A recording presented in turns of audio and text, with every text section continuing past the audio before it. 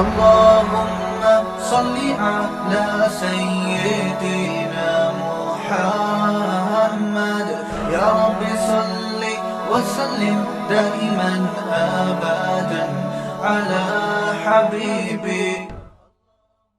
اگر آخرت نہیں ہے اور حساب و کتاب کا کوئی دن نہیں ہے, مر کے مٹی ہو کے ختم ہو رہے ہیں لوگ, تو اس کا مطلب یہ ہوا کہ اچھے اور برے کا انجام سیم ہے. کوئی برے سے برا بن جائے کچھ نہیں ہونے والا, اچھے سے اچھا بن جائے کچھ بھی نہیں ہونے والا, بلکہ برا زیادہ مزے میں ہے. برا آدمی زیادہ مزے, مر کے مٹی ہو کے کیا ہونا ہے, ختم. اس بات کو قرآن بہت سارے الفاظ میں مختلف انداز میں بیان کرتا ہے. اس پر تو بہت تفصیل سے بہت دفعہ بات ہو چکی. اب قرآن کہہ رہا ہے وَإِن يَكَادُ الَّذِينَ كَفَرُوا لَيُزْلِقُونَكَ بِأَبْصَارِهِمْ. دیکھیں مسئلہ یہ ہے کہ جب بھی آپ کوئی نظریہ پیش کرتے ہیں تو کسی نہ کسی کے مفاد پہ اس سے زد پڑتی ہے. کسی کو فائدہ ہوگا, کسی کو نقصان ہوگا. جس کو فائدہ ہے وہ کہے گا ویلکم, بہت کیا بات کی مفتی صاحب نے, زبردست. جیسے جس کا دوسری کا پہلے سے ارادہ ہو وہ میری 4 شادیوں کے بیان پہ فوراً متفق ہو جائے گا, چاہے ایک بھی دلیل نہ سنی اس نے, یہ زبردست بات کی. یہ مفتی ہے جو ممبر پہ حق بولتا ہے. لیکن آپ کا بہنوئی یا داماد دوسری کرنا چاہ رہا ہو, آپ پہلے ہی اس کو روک رہے ہوں, اور اوپر سے ہمارا بیان 4 شادیوں کے فضائل پر ہو گیا, تو آپ بولیں گے انہی مفتیوں نے گھروں کو اجاڑا ہے, انہی مولویوں نے گھروں میں آگ لگائی ہے, یہ ممبر پہ بیٹھ کے یہ کچھ کرتے ہیں. یہ ایک مثال دے رہا ہوں, ابھی شادیوں کی بات نہیں کر رہا. مثال دینے پر گورنمنٹ کی طرف سے کوئی پابندی نہیں ہے, کوئی بھی مثال دی جا سکتی ہے. تو انسانی عادت ہے کہ جس نظریے پر جس کے مفاد پہ زد پڑتی ہے وہ آرام سے قبول نہیں کرتا, اور جس کو فائدہ ہوتا ہے وہ کہتا ہے زندہ باد, بہت زبردست. اچھا, بعض دفعہ جب آپ کوئی تھیوری پیش کرتے ہیں, کوئی نظریہ پیش کرتے ہیں, تو سامنے والا مخالفت کرتا ہے, حالانکہ اس کے مفاد پہ زد نہیں پڑ رہی ہوتی, اس کا کوئی نقصان نہیں ہوتا, پھر بھی وہ مخالفت کرتا ہے. وہ کیوں کرتا ہے؟ اس لیے کہ وہ اس کے خلاف ایک بات پیش کر چکا ہوتا ہے. اب اسے پتہ ہوتا ہے کہ یہ بات صحیح ہے جو سامنے والا کر رہا ہے, لیکن وہ انا کا مسئلہ بنا لیتا ہے. یہ بہت بڑی قسم ہے گمراہی کی جو مارکیٹ میں ہول سیل کے حساب سے پھیلی ہوئی ہے. یہ والی گمراہی بھی کم نہیں ہے, یعنی آپ کے مفاد پہ اس سے کوئی زد نہیں پڑ رہی, کوئی آپ کا نہ پیسوں کا مسئلہ نقصان ہو رہا ہے, کچھ بھی نہیں, لیکن چونکہ آپ اس کے خلاف بول چکے ہیں, تقریر کر چکے ہیں یا کہیں بحث کر چکے ہیں, اب آپ کو اپنی بے عزتی محسوس ہوتی ہے تسلیم کر لینے میں. مثال واضح, جیسے میں المہند المفند پہ بات کرنے کے لیے تیار ہوں, مگر آپ چیلنجز پہ بات کرنے کے لیے کیوں تیار نہیں؟ آپ وہ ایسے پھینک چکے ہیں لمبی لمبی کہ اب آپ کو پتہ ہے پکڑے جائیں گے سیدھا سیدھا. تو ہونا تو یہ چاہیے آئیے میری غلطیاں بتائیں بھائی, مجھے تو بہت, میں تو سب کو کہتا ہوں یار میری غلطی بتاؤ, کوئی بات میں نے غلط کی ہو ممبر پہ تو بتاؤ, میں رجوع کروں گا, اس میں کیا جا رہا ہے بھائی. لیکن یہ رجوع کرنا آسان نہیں ہوتا کسی کے کہنے پہ, اور خاص طور پر ایسے کہ جس کو آپ اپنا حریف سمجھتے ہو, مخالف سمجھتے ہو, اس کے کہنے پہ رجوع کرنا آسان نہیں ہوتا. یہ ظرف بہت کم لوگوں کو اللہ نے دیا, اور وہی حق پرست ہوتے ہیں, وہی حق پرست ہوتے ہیں. حضرت ابو بکر کا کمال کیوں ہے, صحابہ میں سب سے اونچا مقام کیوں ہے کہ نبی کی دعوت پر پہلی دفعہ میں ہی لبیک کہہ دیا انہوں نے. اپنے باپ دادا کی رسومات, اپنا کلچر, خاندانی پرمپرا, اس کو ذرا بھی رکاوٹ نہیں سمجھا, اور بھی ایمان لائے مگر تھوڑا سا سوچ کے. پہلے دشمنی کی, مخالفت کی, اس کے بعد جا کے ان کی سمجھ میں آیا. تو اسی وجہ سے کہتے ہیں حضرت ابو بکر سب سے پہلا نمبر لے گئے. جہاں دعوت سنی کا کہ 100% ایگری, حالانکہ وہ بھی اسی ماحول میں تھے, ان کے باپ دادا بھی وہی بت پرستی کرتے آ رہے تھے, مگر حق میں خاندان اور معاشرے کو ذرا بھی رکاوٹ نہیں بنایا. میں اکثر ایک بات کہتا ہوں, اسے خوب اچھی طرح سمجھیں. اصل لبرل لوگ پتہ ہے کون ہیں؟ جو اسلام کو فالو کرتے ہیں, یہ ہے لبرل لوگ. باقی ذہنی غلام ہیں.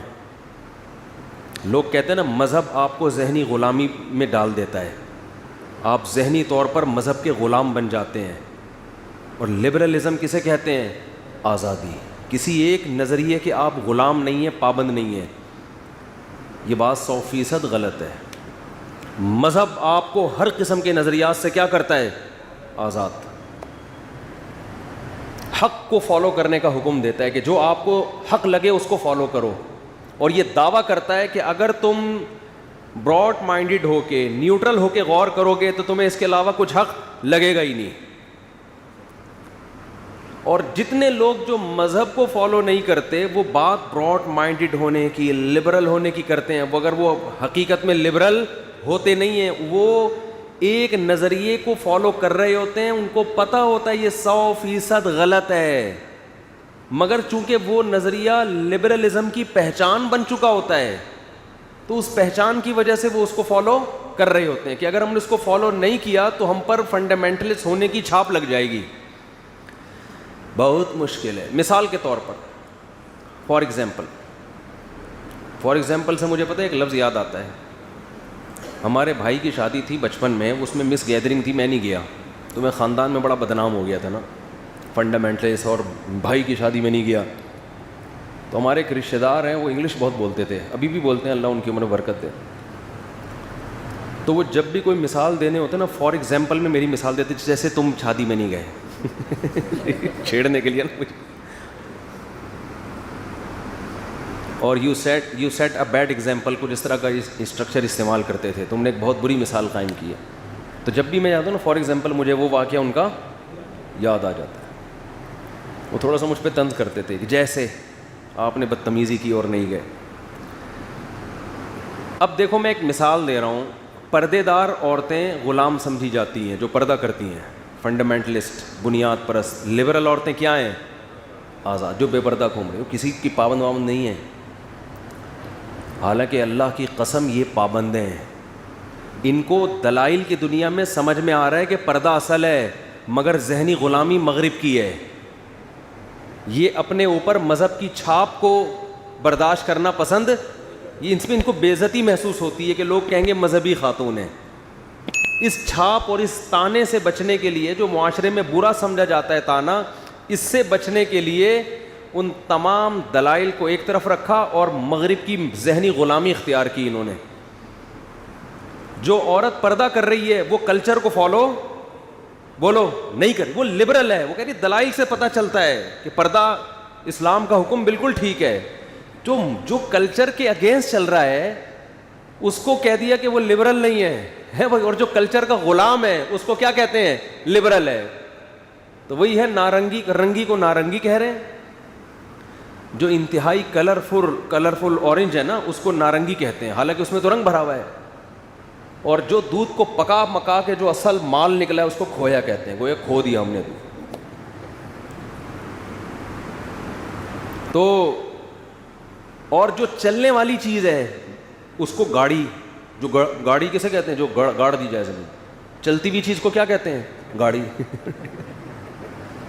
کھوپڑی میں آتی ہے یہ چیزیں, تو الٹی چل رہی ہے دنیا. تو اسلام جتنا لبرلزم کی دعوت دیتا ہے نا آپ کو براڈ مائنڈڈ ہونے کی, اتنا دعوت تو دنیا میں کوئی بھی نہیں دیتا.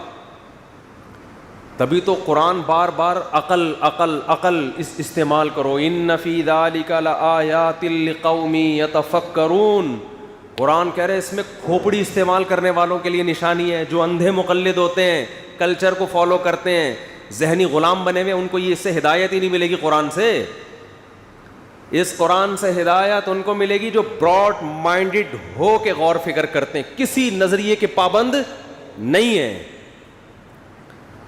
بالکل ذہنی, ہر قسم کی ذہنی غلامی سے آزاد ہو کے جو سوچے گا اسے اس قرآن سے گائیڈنس ملے گی. قرآن اس کو سیدھا راستہ دکھائے گا, بتائے گا یہ صحیح ہے یہ غلط ہے, اس کی سمجھ میں آئے گا. کیونکہ رسول اللہ صلی اللہ علیہ وسلم جس کلچر میں, جس معاشرے میں آئے نا اسلام کی دعوت لے کے, اس میں اسلام کی دعوت بالکل یو ٹرن لینا تھا, یعنی کلچر جس طرف جا رہا ہے اس کے بالکل اگینسٹ, بالکل اپوزٹ. کلچر سینکڑوں خداؤں کا قائل تھا, اسلام نے کہا عقل استعمال کرو. قرآن کے اکثر دلائل عقلی ہیں, یعنی عقل کو استعمال کرنے کا حکم دیتا ہے. لو کان فیہما آلہۃ الا اللہ لفسدتا, قرآن کہہ رہے عقل سے سوچو, اگر اس زمین میں ایک سے زیادہ خدا ہوتے تو زمین آسمان کا نظام تباہ و برباد ہو جاتا. ایک گھر میں 2 سربراہ ہوں تو گھر کیا ہو جاتا ہے, برباد. تبھی تو ہو رہے ہیں برباد, پتہ ہی نہیں چل رہا باپ ہے کون, میاں کون ہے. ابھی وہ امریکہ سے ایک دوست آئے ہوئے ہمارے, پتہ نہیں بیان میں بیٹھے کہ نہیں بیٹھے, وہ کہہ رہے ہیں امریکہ میں جو بیوی ہے وہ میاں ہوتی ہے, جو میاں ہوتا ہے وہ کیا ہوتی ہے, جو لگ رہا ہے سارا ہوتا ہے. اس کو اتنے حقوق دے دیے انہوں نے کہ مرد اگر ہاتھ اٹھا لے وہ تو گیا, عورت چترول لگا لے تو کوئی اتنا بڑا کیس نہیں بنتا اس پہ. تو گھر کا بھی ایک سربراہ ہوتا ہے, نہیں ہے تو آج سے بنا لے, جا کے الیکشن کروا دیں, بے شک بچے کو باپ بنا دیں لیکن بنائیں کسی کو ضرور. یہ جو گھر میں اتنے فسادات ہو رہے ہیں نا, اس کی وجہ یہ ہے کہ گھر میں ایک امیر کی اطاعت, اللہ نے تو بنا دیا شوہر کو نا, باپ کو بنا دیا, شوہر کو بنا دیا, لیکن اگر آپ کو اللہ والا حساب سمجھ میں نہیں آ رہا ہے تو چلو یار الیکشن کرا کے بیوی کو بنا دو, بچے کو باپ بنا دو, لیکن جب اختلاف ہوگا تو چلے گی کس کی, ایک کی. اس سے گھر میں سکون ہوگا. اس کے علاوہ تعویذ گنڈوں سے وظیفوں میں ٹائم ضائع مت کرو, کخ بھی نہیں ہونے والا اس سے. ایک تو لوگوں کو صحیح حل بتایا نہیں جاتا, اوپر سے وظیفوں میں لگا کے جو اصل حل ہے اس سے اور زیادہ غافل کر دیتے. میں وظیفوں کے مخالف نہیں ہوں, پڑھ لیں, اچھی بات ہے, اللہ کا نام لینے کی توفیق مل رہی ہے, لیکن یہ حل نہیں ہے. اور ہمارے ملک بھی کیوں نہیں چل پا رہا ہے پتہ ہے, ایک آدمی کے ہاتھ میں پاور ہی نہیں ہے, پتہ ہی نہیں چل رہا کس کمبخت کا کام سڑکیں ٹھیک کرنا ہے, گٹر کے ڈھکن کون لگائے گا, کس کو گالیاں دیں, کس کو برا کہیں. جب بھی آپ کراچی میں امن کی بات کرو تو یہ فلاں کا شعبہ ہے, ابے بھائی یہ سڑک بنا دو, یہ فلاں کا, یہ ہمارا نہیں ہے, یہ ہیڈک کس کا ہے, یہ فلاں وزارت کا ہے. یہ پتہ ہی نہیں چل رہا ہوتا کس کے سینٹ میں جو بل پاس ہوا ہے ابھی خاندانی نظام کی تباہی والا, اس میں پی ٹی آئی کو گالیاں دینی ہے یا مسلم لیگ کو دینی ہے یا نون لیگ کو دینی ہے, کس کو گالیاں, یہی نہیں پتہ چل رہا. اس کا ذمہ دار وزیر اعظم عمران خان ہے یا کون ہے, یہ پتہ ہی نہیں چل رہا. وزیر اعظم کو برا بولا بولو بھائی میرا کیا اس سے, وہ تو سینٹ میں بل پاس ہوا ہے, مجھ سے پوچھ کے تھوڑی ہوا ہے. تو عجیب کھچڑی چل رہی ہے. جس قوم میں, جس ملک کو یہی نہیں پتا ہو کہ کس کے ذمے کیا کام ہے, اس میں ترقی کے خواب دیکھنا حماقت ہے. تو صدارتی نظام ہونا چاہیے جیسے امریکہ میں ہے, ہر چیز کا ذمہ دار ڈونلڈ ٹرمپ نکلتا تھا, صحیح ہے نا. تو یہاں تو کچھ ہے ہی نہیں. ایک متحدہ عرب, بات ہٹ رہی ہے موضوع سے لیکن کسی حد تک موضوع ہی پہ ہو رہی ہے. یہ متحدہ عرب امارات سے نا ایک صاحب, میں لاہور کے اسٹیشن پہ بیٹھا ہوا گھر والوں کے ساتھ ٹرین میں واپس آ رہا ہوں, تو ایک صاحب بیٹھے ہوئے عربی, ٹوٹی پھوٹی اردو بھی آتی, مجھے دیکھ کے پہچان گئے, کہنے لگے آپ فلاں, میں نے کہا جی ہاں. تو عربی بڑی اچھی تھی ان کی, عرب متحدہ عرب امارات کے تھے. تو انہوں نے بتایا پتہ نہیں وہاں کی آرمی میں ہیں یا کس میں ہیں, کیا ہیں. تو مجھے کہنے لگے کہ یار یہ عجیب ملک ہے. انہوں نے کہا ہمارے ہاں یو اے ای میں جو بھی مسئلہ ہو ذمہ دار بادشاہ ہوتا ہے, اور بادشاہ اپنی ذمہ داری سمجھ کے اس کو پورا کرنے کی کوشش. کہہ رہے ہیں مجھے یہاں اتنے مہینے ہو گئے, مجھے یہی نہیں سمجھ میں آ رہا کہ کس کام کا ذمہ دار ہے کون, پکڑیں کس کو جا کے. اور اس کا فائدہ لوگ اٹھاتے ہیں, سیاسی جماعتیں. مثال کے طور پر گٹر اگر کھلے ہوئے ہیں نا, لوگ گر رہے ہیں اس میں, تو جس کی ذمہ داری نہیں ہے وہ اس کو گالیاں دینا کہ دیکھو یہ گٹر کھلے ہوئے ہیں فلاں کے دور حکومت, حالانکہ وہ خود ذمہ دار ہوتا ہے اس کا بعض دفعہ. تو کچھ عجیب گند مچا ہوا ہے یار. یہ وہ حیران ہو رہا تھا, کہہ رہے تم لوگ چل کیسے رہے ہو, تمہارا تو کوئی سسٹم ہی نہیں ہے. اتنے محکمے بنے ہوئے ہیں اور ہر محکمے کا بڑا ہی الگ ہے کوئی. تو یہ بربادی ہے.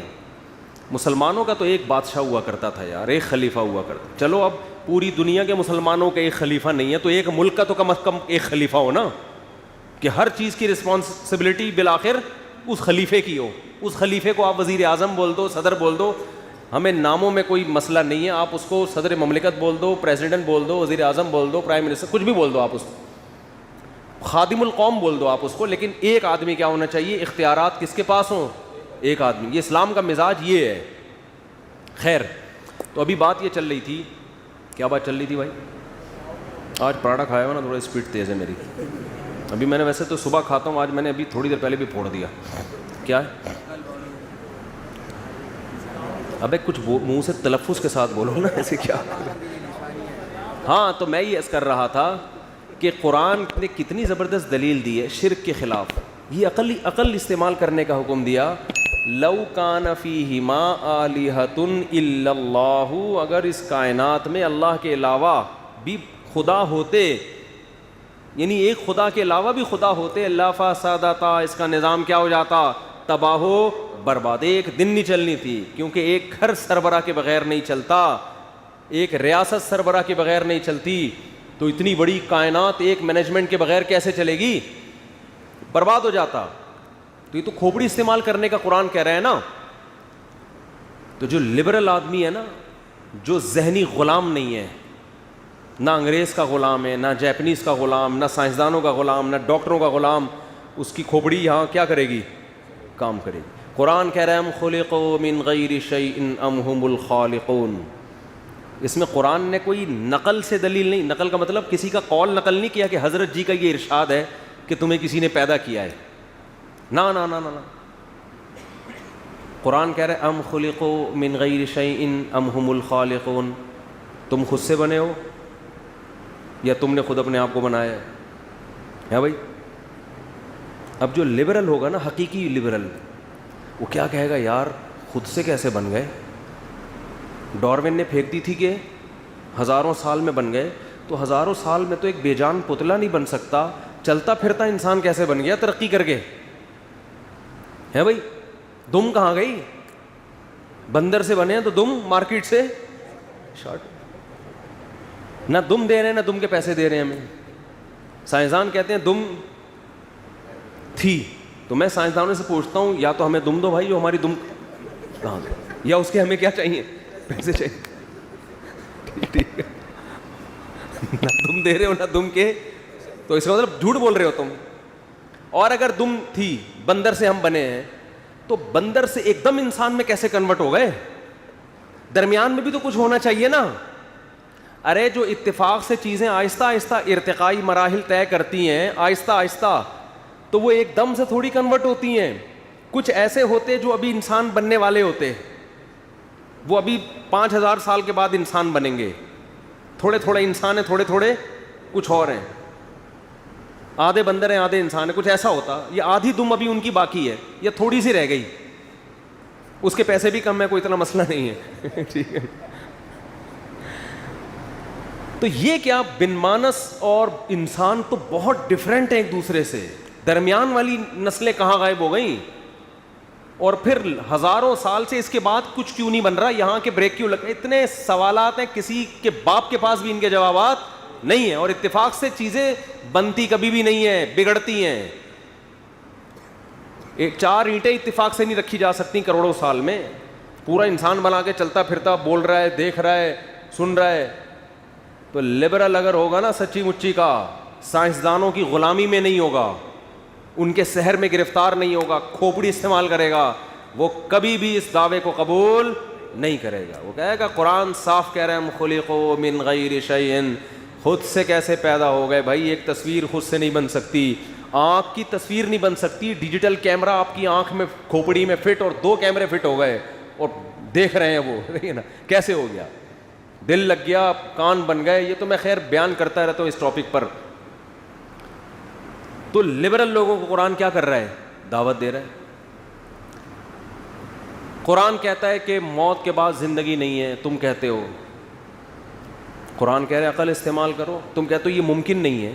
قرآن کہتا ہے کیوں ممکن نہیں ہے, جو پہلی مرتبہ بنا سکتا ہے وہ دوبارہ کیوں نہیں بنا سکتا. دنیا میں کوئی اس کی مثال دیکھی کہ فرسٹ ٹائم بنا سکتے ہیں, دوبارہ نہیں ہو سکتا. ریپیئرنگ زیادہ آسان ہے یا پہلی دفعہ بنانا. آج تک کوئی ایسی کمپنی دیکھی جس نے گاڑی بنا کے کہا اب نہیں بنا سکتے بھائی ہم, اب ہم وہ بھول گیا یار میں کس طرح بنایا تھا. ٹویوٹا کمپنی نے کوئی بنائی اپنی گاڑی, ریوو بنائی, ویگو بنائی, اب آپ دوبارہ آرڈر دینے کے, ابے یار میں تو یاد ہی نہیں کیسے بنائی تھی, ابے بھائی ہمارے تو ذہن سے ہی نکل گیا. اور آپ یہی دلیل دے رہے ہو کہ یہ لوہا جو پگھلا ہوا ہے, کسی کمپنی نے دعویٰ کیا کہ ہم ریوو بنا سکتے ہیں. مجھے ریوو پسند ہے تو اس لیے میں زیادہ اسے پراٹھوں کی مثال بھی اسی لیے دیتا ہوں زیادہ, شادیوں کی بھی جو اپنی چیزیں وہ ساری یہاں چلا دیتے ہیں, بریانی مسالے والی. اچھا خیر, تو آپ گئے کمپنی کے پاس, کمپنی نے کہا ٹھیک ہے بھائی آپ آرڈر بک کرائیں, ابھی گاڑی مارکیٹ میں ختم ہوگی, اکثر تو 6 مہینے بعد ہی مل رہی ہوتی ہے نا, تو ابھی وہ بنے گی گاڑی. آپ نے کہا کیسے بناؤ گے؟ انہوں نے کہا یہ لوہے سے بنتی ہے, اسٹیل سے بنتی ہے اور یہ سب چیزیں ہوتی ہیں. آپ نے کہا یہ لوہا اٹھا کے لے, اس کو ریوو بنا سکتا ہے کوئی ہے؟ اس لوہے, یہی سوال ہوتا ہے نا ان کا, ہڈیوں کو لے جا کے, یہ ہڈی قبرستان کی مردے کی ہڈی, اس پر یہی تو لبرل لوگوں کو اشکال ہوتا ہے کہ یہ کیسے انسان بن سکتا ہے دوبارہ. قرآن کہتا ہے قبر میں جا کے مٹی ہو کے ختم بھی ہو جاؤ گے, گدھے گھوڑے جو ہے نا, جو گوشت خور جانور ہے وہ کھا بھی جائیں گے, کیڑے بھی کھا جائیں گے, تو اس کے بعد بھی اللہ تمہیں دوبارہ انسان بنا کے کھڑا کر دے گا, مٹی سے دوبارہ بنائے گا تمہیں. تو لبرل لوگ کیا کہتے ہیں, یہ ہماری کھوپڑی میں نہیں آتا, حالانکہ آتا ہے کھوپڑی میں. اس لیے کہ قرآن یہ دعویٰ تھوڑی کر رہے ہیں کہ تم بناؤ گے, قرآن کیا دعویٰ کرتا ہے, اللہ کہہ رہا ہے میں بناؤں گا. اب ایک گنوار دیہاتی کے پاس آپ جاؤ کہ اس لوہے سے اور اس بھٹی میں آپ کو دے رہا ہوں, یہ لوہا دے رہا ہوں, یہ اسٹیل دے رہا ہوں, آپ اس سے کار بنا کے دکھاؤ, کہے گا بھائی یہ میرے بس کی بات نہیں ہے, تم کیسا کام کر رہے ہو. لیکن یہی مطالبہ آپ کمپنی سے کرو جو پہلی دفعہ گاڑی بنا چکی ہے, تو یہ مطالبہ کیا ہوگا, درست ہوگا. اس پہ آپ اعتراض, تم لوہے سے کیسے بناؤ گے, وہ کہیں گے بھائی ایسے بنائیں گے جیسے پہلی دفعہ بنا دی ہم نے, ٹھیک ہے نا, دوبارہ بنا دیں, دوبارہ اس سے اچھی بنائیں گے. پہلی دفعہ میں تو تجربے میں کچھ چیزیں دائیں بائیں ہو جاتی ہیں, تبھی جو نیا ڈاکٹر بناؤ اس سے علاج نہیں کرایا کرو. صحیح بتا رہا ہوں میں آپ, علاج ہمیشہ بوڑھے ڈاکٹر بوڑھے حکیم سے کراؤ. یہ شروع میں وہی ہوا ہے, حکیم صاحب قبرستان سے گزرتے ہوئے منہ پہ کپڑا ڈالتے تھے, لوگوں نے پوچھا کہ ارے شرم آ رہی ہے, سارے میرے پہنچائے ہوئے ہوتے ہیں. تو یہ نئے جو ہے نا شروع میں ایسے ہوتے ہیں, وہ تجربے کر کے پھر جا کے ماہر بنتے ہیں وہ. تو اب کیا ہے کہ کمپنی کے لیے دوبارہ بنانا کوئی مشکل نہیں ہے. حالانکہ گاڑی کی بھی جو میکینزم ہے کتنا عجیب ہوتا ہے, ہمارے لیے تو وہ بھی عجیب ہے. بٹن دباؤ اسٹارٹ, ادھر بٹن دباؤ شیشے کھل رہے ہیں, اے سی چل رہا ہے. آٹومیٹک گاڑیاں وہ جو کروز پہ کر لیتے ہیں, 120 پہ لگایا بیٹھ گئے آرام سے, وہ چلے جا رہی ہے. عجیب سسٹم ہے یار. اب دوبارہ گاڑی بنانا کمپنی کے لیے یہ عجیب بات نہیں ہے. یا ایک بنایا نہ ہوتا نا, میں اگر کہوں کہ میں بنا کے دکھاؤں گا, آپ بولے بھائی یہ کھوپڑی میں, لیکن جو بنا چکا ہو اس کے لیے دوبارہ بنانا, اس کے لیے سائنسدانوں سے پوچھنے کی ضرورت نہیں ہے. لوگ یہ سائنسدانوں سے پوچھ رہے ہوتے ہیں کہ میڈیکلی آپ پروف کر کے دکھائیں کہ انسان دوبارہ زندہ ہو سکتا ہے. صحیح ہے نا, یہ اس کا ٹاپک ہی نہیں ہے. جس نے بنایا اس سے پوچھیں کہ اللہ تو نے فرسٹ ٹائم بنایا, دوبارہ بنا سکتا ہے؟ اللہ کہے گا کیوں نہیں بنا سکتا. وَهُوَ بِكُلِّ خَلْقٍ عَلِيمٌ. اللہ فرماتے میں نے تو ایک طرح کا تمہیں دکھایا ہے کہ ایسے بنتے, میں ہر طرح سے بنانا جانتا ہوں. اور وہ ایک طرح ہی خدا کی قسم اتنا عجیب ہے کہ کسی فیکٹری میں کار کا بننے کا عمل اتنا عجیب نہیں ہے جتنا ماں کے پیٹ کی فیکٹری میں انسان کا بننے کا عمل ہے. اس فیکٹری میں جہاں گاڑیاں بنتی ہے ہزاروں ملازمین ہوتے ہیں, ایک ایک اسکرو سیدھا کرنے والا, بنانے والا الگ, ہر ڈپارٹمنٹ کا شعبہ الگ. اور ادھر ایک معمولی سا جرثومہ ماں کے رحم میں گیا, کوئی مستری, کوئی مزدور, کوئی ٹیکنیشین نہیں بیٹھا ہوا, روٹی کھا رہی ہے ماں, روٹی. ایسے سافٹ ویئر اللہ نے اس پانی میں انسٹال کر دیے ہیں کہ ماں روٹی کھاتی ہے, اس بچے کی آنکھ بن رہی ہے, ناک بن رہی ہے, دل, دماغ, جگر. ریوو مشین سے زیادہ میکینزم اس کا بہت ہی عجیب و غریب میکینزم ہے. کوئی مستری منظور ڈینٹنگ پینٹنگ والا آپ کو ماں کے پیٹ میں نظر نہیں آئے گا. خود ماں کو خبر نہیں ہوتی خدا کی قدرت کا کیسا شاہکار میرے پیٹ میں تیار ہو رہا ہے, خود ماں کو پتہ نہیں ہوتا. اور کیا انداز ہے, ادھر ماں کے پیٹ سے بچہ باہر آیا, ادھر ماں کی چھاتیوں میں دودھ پیدا ہو گیا. ایسی خوراک جو بچے کے لیے اس سے بہتر خوراک ہو نہیں سکتی. یہ آٹومیٹک سسٹم اللہ کی قسم خود بخود نہیں ہو سکتا, اس کا کوئی کرنے والا ہے. اور وہ جو مشین آئی ہے وہ زندہ ہے, چلتی, وہ گاڑی بولتی تو ہے دروازہ کھولا وہ بولے گی شٹ دا ڈور, بول نہیں رہی وہ, اس میں ریکارڈنگ ڈالی ہوئی ہے. خود گاڑی کو نہیں پتا ہوتا. اب تو گاڑیاں گالیاں بھی دے رہی ہیں, میں نے سنا ہے. ہاں سنا ہے, اب ایسی آٹومیٹک گاڑی آ رہی ہے کہ اگر آپ اوور اسپیڈ کرو گے تو گاڑی ایک دفعہ تمیز سے بات کرے گی, بھائی ذرا آرام سے. یہ سنا ہے میں نے, پتہ نہیں حقیقت ہے نہیں, مجھے کسی نے بتایا. پھر 2-3 دفعہ اس کو گالیاں دینے پہ آ جائے گی آپ کی سیفٹی کے لیے. غلط اوورٹیک کر رہے ہو آپ کو, تو زیادہ ٹیکنالوجی ترقی کرے گی تو جھانپڑ بھی پڑنا شروع ہو جائیں گے. لیکن یہ گاڑی کو شعور نہیں ہے, روبوٹ کی طرح ہے, آٹومیٹک سسٹم ہے, اس کو نہیں پتہ چل رہا. اس کی گالیوں سے کبھی بھی آپ متاثر مت ہو. آپ یہ نہ سمجھو کہ سچی مچی کا غصہ کر رہی ہے, جیسے وہ سیٹ بیلٹ نہ باندھے تو ٹوٹ ٹوٹ کرنا شروع کر دیتی ہے نا. ٹینشن میں آدمی کہتا ہے چلو یار سیٹ بیلٹ ہی باندھو, تو گاڑی کو تھوڑی کوئی فرق پڑتا ہے. لیکن انسان کی جو مشینری تیار ہوتی ہے نا ماں کے پیٹ میں, بچہ روتا بھی ہے اور ہنستا بھی, اس کے جذبات ہیں, محبت بھی کرتا ہے, نفرت بھی کرتا ہے, اس کے جذبات ہیں. وہ اگر گالی دے گا تو اس کا مطلب سچی مچی کی دے رہا ہے, اس کو غصہ آ رہا ہے, حقیقت ہے. وہ اگر مسکرائے گا تو روبوٹ والا کی مسکراہٹ نہیں ہے, یہ حقیقی مسکراہٹ ہے. ایسا خلق الموت والحیات, قرآن کہہ رہا ہے وہ اللہ ہے جس نے موت اور زندگی کو پیدا کیا. اتنی ترقی کے باوجود اب تک حیات پیدا نہیں. حیات پیدا ہونا تو دور کی بات, سائنسدان حیات کو ڈیفائن نہیں کر سکیں اب تک. یہ حیات ہے کیا, زندگی کی ڈیفینیشن کیا ہے, زندگی کو ڈیفائن نہیں کر سکے یہ ہے کیا چیز.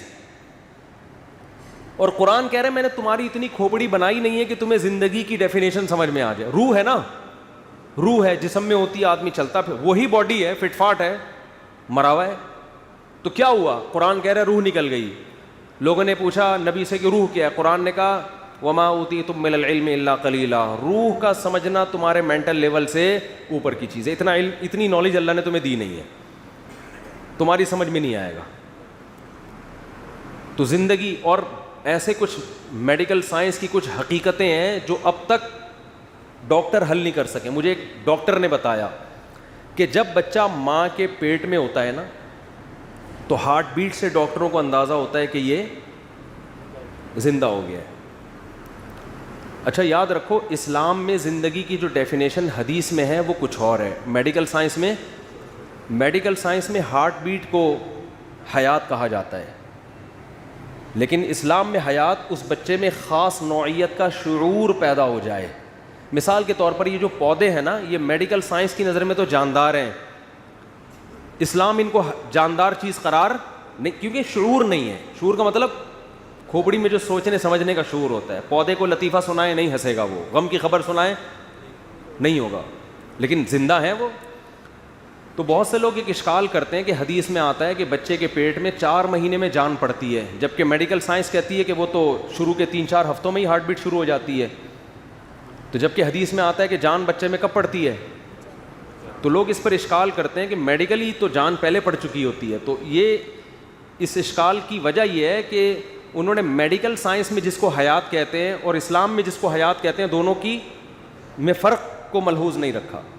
تو 4 مہینے میں بچے میں خاص قسم کا شعور پیدا ہو چکا ہوتا ہے جس کو روح پڑھنے سے تعبیر کرتے ہیں. صرف دل کی حرکت کو روح نہیں کہا جاتا. خیر, اور یہ شعور پھر بڑھتا رہتا ہے, چھوٹا ہوتا ہے تو کم ہوتا ہے شعور, پھر ہوتے ہوتے 40 سال میں یہ شعور انتہا تک پہنچتا ہے اور پھر واپس کم ہونا شروع ہو جاتا ہے. احساسات پھر واپس کم, جذبات کم ہو جاتے ہیں نا. 40 سال میں 4 شادیوں کی باتوں میں جو مزہ آئے گا وہ 60 سال میں وہ آدمی کہتا ہے پتہ نہیں کس قسم کی باتیں لے کے بیٹھ. مثال بھی اچھی نہیں لگتی ان لوگوں کو. پھر تو ہر چیز میں صرف یہی ٹاپک نہیں, کھانے پینے میں بھی نہیں آئے گا مزہ, چلنے پھر تفریح کرنا, چلنا پھرنا, ہر چیز میں آدمی کہتا ہے آرام سے بیٹھو یار, کیا مذاق بنایا ہوا, ٹھیک ہے نا, بیٹھے رہو آرام سے, ہنسی خوشی زندگی گزارو. کیا وہ چترال جا رہے ہیں, کبھی کیلاش کی ویڈیو بنا کے بھیج رہے ہیں. تو جب انسان بوڑھا ہوتا ہے تو وہ آرام سے ایک جگہ, سب کے ساتھ ہوگا یہ, کوئی نہیں, ہم سب کے ساتھ ہونے والا ہے یہ. تو شعور بڑھتا چلا جاتا ہے, پھر وہ شعور آہستہ آہستہ کم ہوتا چلا جاتا ہے. تو خیر میں یہ عرض کر رہا تھا کہ ڈاکٹر یہ کہتے ہیں, میں نے خود ایک ڈاکٹر سے سنا ہے کہ بچہ جب ماں کے پیٹ میں ہوتا ہے تو ہمارا دل جو دھڑکتا ہے نا, یہ دماغ سے کرنٹ جاتا ہے جو دل کو چارج کرتا ہے, جس سے دل کیا ہوتا ہے, بھائی کسی بھی چیز کو موومنٹ کے لیے انرجی تو چاہیے نا. بھائی وہ نیوٹن کا قانون ہے کہ کس کا ہے کہ جو چیز ساکن ہے وہ ہمیشہ کیا رہے گی, ساکن, جب تک کوئی محرک نہ ہو, اور جو متحرک ہے وہ ہمیشہ چلتی رہے گی جب تک آگے کوئی اسپیڈ بریکر نہ ہوئے. یہ میری اپنی اسٹائل ہے نیوٹن کے قانون کو نیوٹن کا تھا, پتہ نہیں کس کا قانون ہے یہ, نیوٹن کا. اچھا تو ظاہر ہے دل کو بھی ہلنا ہے نا, تو جب تک کوئی ہلائے گا نہیں دل تھوڑی ہلے گا. تو اس کے لیے قدرت نے کیا رکھا ہے, دماغ کیا کرتا ہے, دل کو چارج. لیکن دماغ کے چارج کرنے کے لیے ضروری ہے کہ دماغ پہلے خود تو اس میں حیات پیدا ہو نا, اور وہ بلڈ کے سرکولیشن کے بغیر دماغ میں زندگی پیدا بولو نہیں ہوتی. اور بلڈ کا سرکولیشن ہارٹ بیٹ کے بغیر ممکن نہیں ہے. دل جب تک دھڑکے گا نہیں تو دماغ کرنٹ نہیں پھینکے گا, اور دماغ جب تک کرنٹ نہیں پھینکے گا تو دل دھڑکے گا نہیں. تو میں نے خود ایک ڈاکٹر سے سنا کہ اب تک سائنس اس راز پر مطلع نہیں ہوئی ہے کہ فرسٹ ٹائم دل کیسے دھڑکتا ہے بچے کا, کیونکہ دماغ تو ابھی مردہ ہے. دماغ کیا ہے, وہ تو مردہ ہے ابھی. اگر ہم یہ کہیں کہ دماغ نے کرنٹ بھیجا تو وہ دل کے دھڑکے بغیر بھیج کیسے دیا کرنٹ اس نے, اور اگر دل دھڑک کے کرنٹ بھیجا تو دل دھڑک کیسے گیا کرنٹ بھیجے بغیر. تو اتنے سارے راز ہیں جو ابھی تک مبہم ہیں. تو ایسا پیچیدہ نظام بنایا ہوئی آٹومیٹیکلی بن گیا سارا. یہ لبرل لوگ جو ایتھیسٹ ہوتے ہیں نا, جو کہتے ہیں ہم کسی نظریے کے پابند نہیں ہیں, آپ پابند ہیں غلط نظریات کے, ٹھیک ہے نا. آپ نے ایک نظریہ پہلے فرض کر لیا ہے اور اب اوٹ پٹانگ کر کے اب دلائل اسی کی طرف آپ کھینچے چلے جا رہے ہیں. اگر آپ براڈ مائنڈڈ ہو کے سوچیں گے تو آپ اس بات کو ماننے پر مجبور ہوں گے خود سے نہیں بنے بلکہ کسی نے ہمیں بنایا ہے, خود نہیں بن سکتے. اور بنانے والے کو تو بنانے والا ہی جانتا ہے, وہ تو ہم جانتے نہیں کہ وہ خود سے کیسے, وہ ہمیشہ سے ہے. عقل یہ کہتی ہے کہ جو بنانے والا ہے اس کے بارے میں ہم جانتے ہی نہیں ہیں, تو اس کے بارے میں یہ بحث کرنا کہ وہ خود سے کیسے ہے, یہ بحث ہی غلط ہے کہ وہ ہمارے مینٹل لیول سے اوپر ہے. ہم تو, میں اپنے بارے میں بتا سکتا ہوں بھائی ہم خود سے نہیں ہو سکتے, تو آپ اس کے بارے میں تو تبصرہ کر رہے ہو کہ یہ خود سے کیسے ہے, اور اپنے بارے میں کہہ رہے ہو ہم خود سے ہیں, حالانکہ اپنے بارے میں تو آپ جانتے ہو. اس کو کہتے ہیں فر من المطر وقام تحت المیزاب. بعض لوگ ایک اشکال سے بچنے کے لیے اشکالات کے سمندر میں بہہ جاتے ہیں. آپ بارش سے بھاگے پانی سے بچنے کے لیے, اور پرنالے کے نیچے آ کے آپ کھڑے ہو گئے. تو ایتھیس ایک اعتراض سے بچنے کے لیے اس کا جواب ایسا دیتا ہے کہ 100 اعتراض اس کے اوپر ہوتے ہیں پھر آ کے. تو خیر قرآن کیا کہہ رہا ہے, تمام عقل استعمال کرنے کی بہت ترغیب دیتا ہے. ان فی ذالک لآیات لأولی الالباب, عقل مندوں کے لیے اس میں کیا ہیں, بہت بڑی بڑی نشانیاں ہیں. اور قرآن کتنی مثالیں دیتا ہے کہ حضرت عیسیٰ علیہ السلام کو وہ کہتے تھے نا اللہ کے بیٹے, قرآن نے عقل استعمال کرنے کی حکم کہ جو خدا ہے جس کا کوئی ہم مثل نہیں ہے, ایک انسان جو کھاتا ہو پیتا ہو اور وہ محتاج ہو. تمہاری تو خود تاریخ کی کتابوں میں لکھا ہے کہ عیسیٰ علیہ السلام اور حضرت مریم کھاتے بھی تھے پیتے بھی تھے. کانا یاکلان الطعام, جو کھانے پینے کا محتاج ہوتا ہے وہ خدا کی جنس میں سے نہیں ہوتا, بیٹا باپ کی جنس میں سے ہوتا ہے. تبھی تو ہم کہتے ہیں, جو لوگ کہتے ہیں نبی صلی اللہ علیہ وسلم بشر نہیں ہیں نور ہیں, تو ہم کہتے ہیں پھر آپ کی اولادیں سید بھی نور ہونی چاہیے. کسی بھی سید کا لیبارٹری ٹیسٹ کرواؤ, کیا نکلے گا, وہ انسان نکلے گا. گردے ہوں گے 2 عدد, ایک دل ہوگا اس کے اندر, اور پھیپڑے ویپڑے, وہی سارا سیٹ اپ انسانوں والا. تو جب یہ انسان ہے تو ان کے جد امجد آپ صلی اللہ علیہ وسلم بھی کیا ہیں, وہ بھی انسان ہیں. انسانوں سے انسان پیدا ہوتے ہیں, تو آپ بشر ہیں. تو میں یہ عرض کر رہا تھا, جلدی سے بات, سوالات بہت زیادہ جمع ہوئے ہیں, کئی ہفتوں سے سوال کے جواب نہیں دے رہے نا. تو میں عرض کر رہا تھا کہ اصل جو لبرلزم ہے وہ کس کے پاس ہے, بولو اسلام. باقی ہر آدمی اپنے کلچر کو فالو کر رہا ہے, کسی نے سائنسدانوں کو باپ بنایا ہوا ہے اپنا. صرف اسلام ہے جو آزادی کا قائل ہے, اور آپ کو صرف ایک خدا کا غلام بناتا ہے, جس کے ویسے ہی آپ غلام ہو. آپ نہیں بھی مانو تو آپ ہو اس کے. آپ کے ماننے سے یہ نہیں ہوگا کہ کوئی آپ نے کوئی تیر مار دیا. یعنی اسلام نے ہمیں غلام بنایا نہیں ہے, بتایا ہے کہ تم ہو کیا, غلام ہو تو مان لو تو ثواب ملے گا, نہیں مانو گے تو جہنم میں جاؤ گے. تو کیا ہے اس میں, ایک حقیقت پر مطلع کیا ہے. خدا کی قسم آزاد اس دنیا میں صرف وہ لوگ ہیں جو مذہب کو فالو کرتے ہیں. وہ کسی کے غلام, اپنے باپ کے غلام نہیں ہوتے, وہ باپ کی اطاعت کر رہے ہیں خدا کے کہنے پر. جہاں خدا نے منع کر دیا وہ اپنے باپ کی نہیں مانتے. قرآن نے کہا نا ولا تطیعہما, کہ شرک کے معاملے میں ماں باپ کو فالو مت کرو. لبرل لوگ اپنے باپ دادا کے دین کے مذہب پر ہوتے ہیں اکثر. اسلام کہہ رہے اگر تمہارے باپ اور ماں تمہیں غلط کام کا حکم دیں, ناجائز کام کا حکم دیں, تو قرآن کہہ رہے ہیں ان کو تم نے فالو نہیں کرنا, لیکن سلوک اچھا کرنا ہے, پھر بھی حسن سلوک کرنا ہے, فالو نہیں کرنا. تو اس سے پتہ چلتا ہے ہم تو حقیقی غلام جسے کہتے ہیں, مجازن تو کہہ دیے جاتے ہیں میں اپنے والد کا غلام ہوں, میں فلاں کا غلام ہوں, میں فلاں کا غلام ہوں, لیکن حقیقی غلام ہم صرف کس کے ہیں, اللہ کے ہیں, جس نے ہمیں پیدا کیا. تو یہ جو ہے نا آپ کو ایک خدا کی غلامی سے, جو نام نہاد لبرل لوگ ہیں, ایک خدا کی غلامی سے نکال کے کوئی آپ کو کلچر کا غلام بنا رہا ہے, کوئی اپنے کلچر کا, کوئی مغربی کلچر کا. ابھی یہ جو سینٹ میں بل پاس ہوا یہ کیا ہے, یہ اسمبلیوں میں غلام ذہنیت کے لوگ بیٹھے ہوئے ہیں جو کہہ رہے ہیں کہ آپ اپنے بچے پہ ہاتھ نہیں اٹھا سکتے, ڈانٹ بھی نہیں سکتے. بے تحاشا مار پیٹ تو ویسے اسلام نے پابندی لگائی ہے اس پہ, لیکن اسلام اجازت دیتا ہے باپ کو کہ بھائی تربیت کے لیے بچے پہ ہاتھ اٹھا سکتے ہو. تو یہ کہہ رہے ہیں نہیں اٹھا سکتے, تو اس کا مطلب اب بچوں کے بجائے کیا پیدا ہوں گے, باپ پیدا ہوں گے. حقیقت ہے نا, اور ہونا شروع ہو گئے ہیں, نظر آ رہے ہیں. میں دیکھ رہا ہوں باپ بیٹے کے سامنے ایسے ہلکی آواز سے بات کر رہا ہوں اور بیٹا اونچی آواز سے بات کر رہی ہے, ہمیں سیٹنگ نظر آنا شروع ہو گئی ہے. تو لیکن عقل پہ تالے پڑ جاتے ہیں, غلام غلام غلام. آپ وکیلوں کا ڈریس دیکھ لو, کوٹ پہن کے, جون کے مہینے میں کوٹ پہن کے, کالے کوٹ, کالا رنگ تو ویسے ہی بہت گرمی لگاتا ہے. کالا تو آپ گرمیوں میں کرتا بھی پہنو تو آدمی کو کھانے لگتا ہے, کیونکہ کالے رنگ میں روشنی جذب ہوتی ہے, بہت تیزی سے کالا رنگ. تو گرمی میں کالا کوٹ پہن کے جو وکیل عدالت میں آ رہے ہوں یہ آپ کو آزادی دلائیں گے. یہ تو خود کس کے غلام ہے بھائی, انگریز کے غلام ہے. ان کے ملک میں ٹھنڈک ہے, سردی ہے, وہاں یہ کوٹ سمجھ میں آتا ہے, تم کیوں. لیکن وہی ہمارے ایک استاذ کہہ رہے تھے انگریز جو پتلون چھوڑ کر گیا وہ انہوں نے چڑھا لیے, پتلون چینج کرنے کے لیے تیار نہیں ہے. اور یہ کہتے ہیں مولوی لوگ نظریاتی غلام ہیں, مولوی لوگ تمہیں, مولوی کسی کی غلامی میں نہیں لے کر آتا تمہیں, وہ اپنی غلامی میں نہیں لا رہا تمہیں. یہ پادری ہیں جو آپ کو مذہبی, جو دوسرے مذاہب کے جو مذہبی رہنما ہیں نا وہ اپنا غلام بناتے ہیں. اسلام میں جو اہل حق علماء ہیں وہ کسی کو اپنا غلام نہیں بناتے. اس کی سب سے بڑی دلیل یہ کہ ہندوازم میں کوئی گناہ کرتا ہے تو پنڈت کے پاس جانا پڑتا ہے, عیسائیوں میں کوئی گناہ کرتا ہے تو کہاں جائے گا, پادریوں کے پاس. آغا خانیوں میں کوئی گناہ کرتا ہے تو کہاں جائے گا, پرنس آغا خان کے پاس.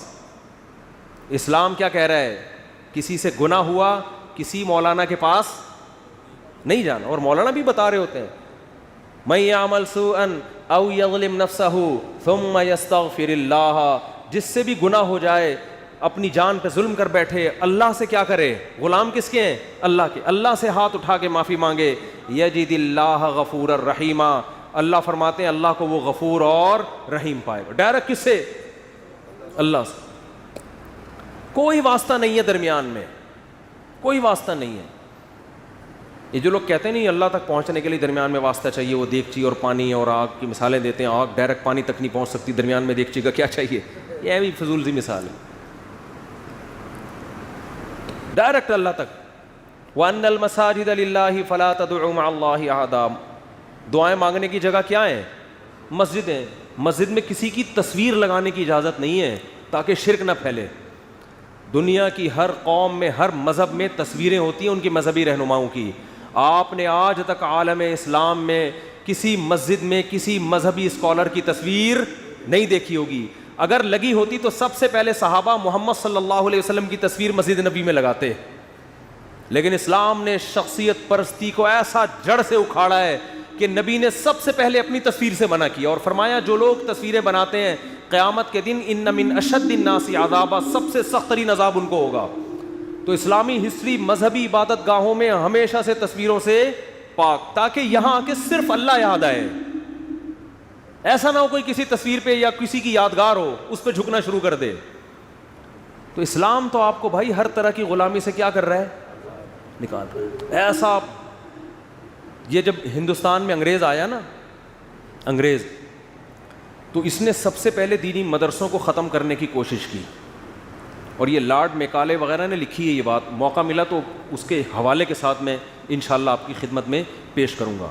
اس نے کہا یہاں ہندوستان میں ایک غریب مدرسے میں چٹائی پہ بیٹھ کے علم حاصل کرنے والے میں اتنا کانفیڈنس ہوتا ہے، چٹائی پہ بیٹھا ہے، نہ کوئی اسکالرشپ اس کی، چندوں کے پیسوں پہ وہ پڑھا ہے، غریب لوگ، لیکن وہ علم حاصل کرنے کے بعد اس میں کانفیڈنس ایسے ہوتا ہے، بات ایسے کرتا ہے جیسے آکسفورڈ یونیورسٹی سے پڑھا ہوا وہ۔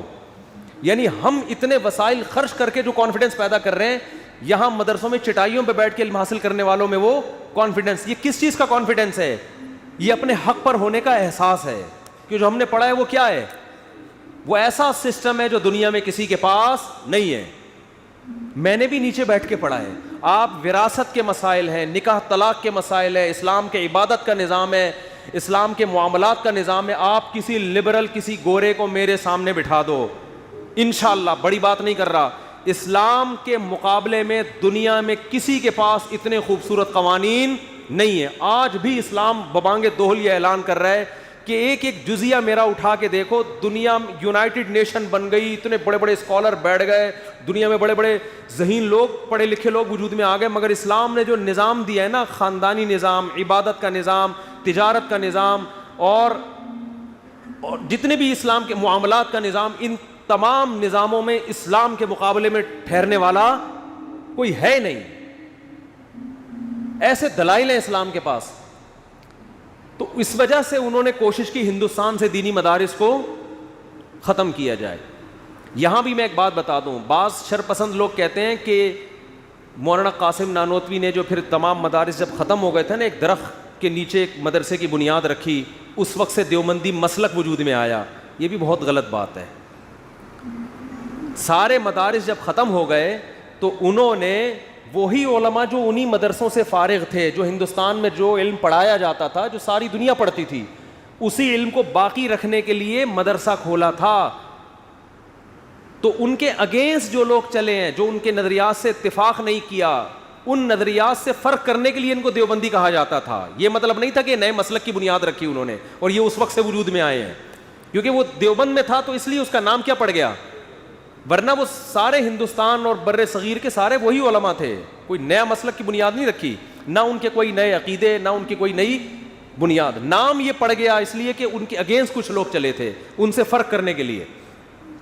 تو خیر، تو حقیقی معنی میں آپ کو براڈ مائنڈڈ کون بناتا ہے میرے بھائی؟ اسلام بناتا ہے، ہر بات عقل سے کرتا ہے،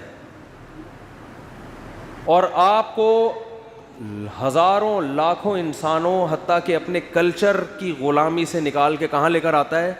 اللہ کی غلامی کی طرف۔ اس پہ آپ کو اطمینان ہوتا ہے کہ میں جو کچھ کر رہا ہوں صحیح کر رہا ہوں۔